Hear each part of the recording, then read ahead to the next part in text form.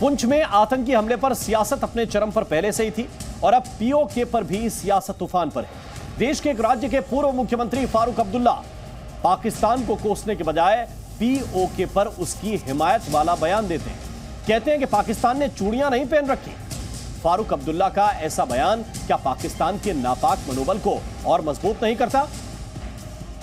वो भी चूड़ियां पहने हुए नहीं,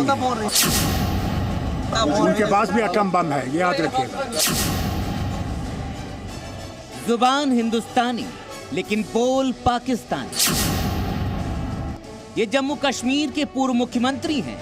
देश की सियासत में इन्हें बड़े सम्मानित नजरों से देखा जाता है, लेकिन इनकी भाषा सुनकर आपको कहीं से भी ये नहीं लगा होगा कि ये हिंदुस्तान के बाशिंदे हैं। सोचिए, जिस पीओके को धोखे से हथिया कर पाकिस्तान अपना कहने की गुस्ताखी करता रहा है, उसी पीओके को जब देश में मिलाने की बात हुई तो फारूक अब्दुल्ला तड़प उठे और पाकिस्तानी अंदाज में बैटिंग करते दिखाई दिए। ये भी याद रखे वो भी चूड़ियां पहने हुए नहीं, याद रखिएगा। उनके पास भी एटम बम है, याद रखिएगा। और अफसोस यह है कि वो एटम बम हमारे ऊपर ही गिरेगा। माना कि फारूक अब्दुल्ला की अपनी सियासी मजबूरियां हो सकती हैं, सरकार से तल्खियां और मनमुटाव भी हो सकता है, लेकिन एटम बम और चूड़ियों वाला बयान देकर क्या वो पाकिस्तान को मजबूत करने की कोशिश नहीं कर रहे हैं? वो भी चूड़ियां पहने हुए नहीं, उनके पास भी एटम बम है, याद रखिएगा।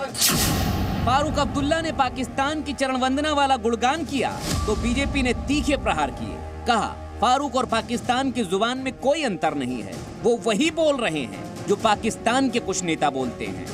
इंडी गठबंधन के एक अत्यंत वरिष्ठ और सिरमौर नेता फारूक अब्दुल्ला साहब ने यह बोला है कि पाकिस्तान के पास एटम बम है।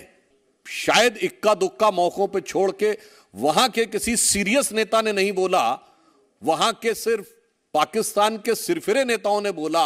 इंडी गठबंधन के सिरमौर नेता वो बोल रहे हैं। फारूक अब्दुल्ला का यह बयान विदेश मंत्री एस जयशंकर और रक्षा मंत्री राजनाथ सिंह के पीओके पर दिए गए बयानों पर पूछे गए सवाल पर आया है, जिसमें दोनों मंत्रियों ने आज नहीं तो कल पीओके के भारत में मिलने का भरोसा जताया। POK has never been out of this country. It is part of this country. There is a resolution of the Indian Parliament that POK is very much a part of India.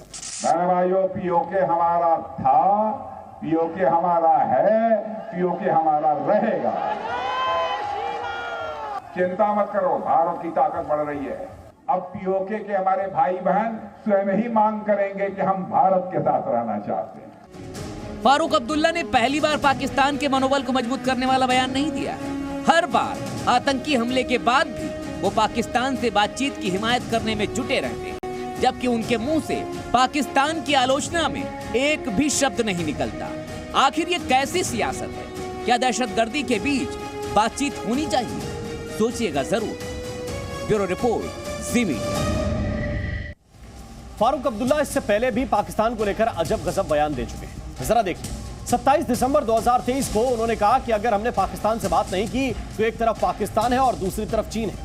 12 दिसंबर 2023 को उन्होंने कहा जम्मू कश्मीर को नर्क में जाने। 12 मई 2023 को उन्होंने कहा कि मजबूत पाकिस्तान भारत के लिए अच्छा है।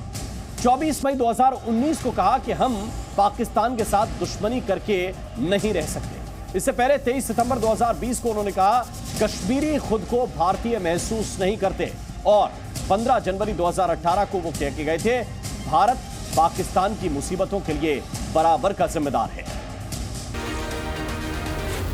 जी न्यूज़।